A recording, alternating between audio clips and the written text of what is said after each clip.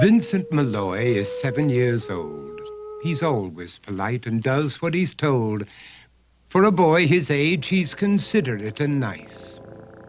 But he wants to be just like Vincent Price.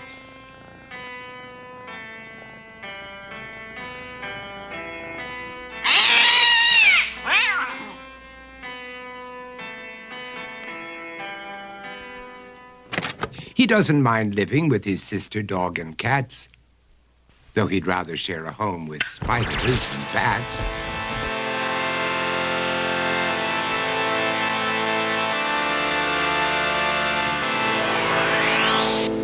There he could reflect on the horrors he's invented and wander dark hallways alone and tormented.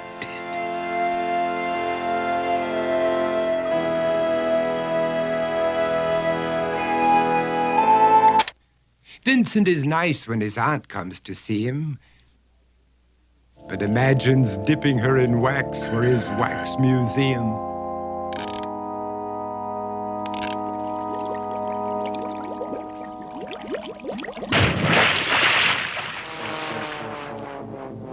He likes to experiment on his dog, Abercrombie, in the hopes of creating a horrible zombie. So he and his horrible zombie dog could go searching for victims in the London fog. His thoughts, though, aren't only of ghoulish crime. He likes to paint and read to pass some of the time. While other kids read books like Go, Jane, Go, Vincent's favorite author is Edgar Allan Poe. One night, while reading a gruesome tale, he read a passage that made him turn pale. Such horrible news he could not survive, for his beautiful wife had been buried alive. He dug out her grave to make sure she was dead, unaware that her grave was his mother's flower bed. His mother sent Vincent off to his room. He knew he'd been banished to the Tower of Doom, where he was sentenced to spend the rest of his life alone with the portrait of his beautiful wife. While alone and insane, encased in his tomb, Vincent's mother burst suddenly into the room. She said, "If you want to, you can go out and play. It's sunny outside and a beautiful day."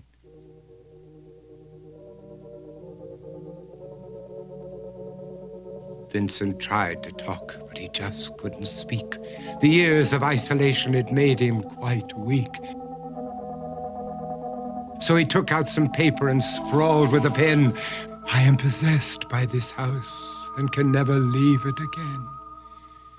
His mother said, "You're not possessed and you're not almost dead. These games that you play are all in your head. You're not Vincent Price, you're Vincent Malloy. You're not tormented or insane, you're just a young boy. You're 7 years old and you are my son. I want you to get outside and have some real fun."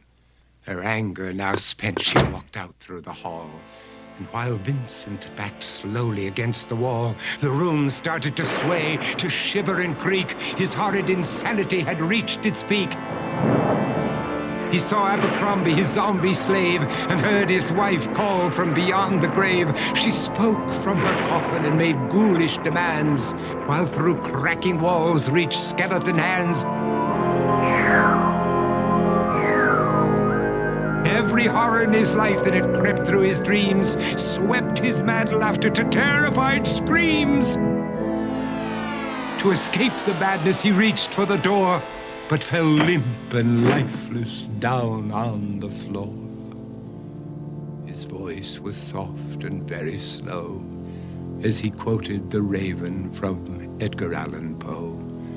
"And my soul from out that shadow that lies floating on the floor shall be lifted nevermore."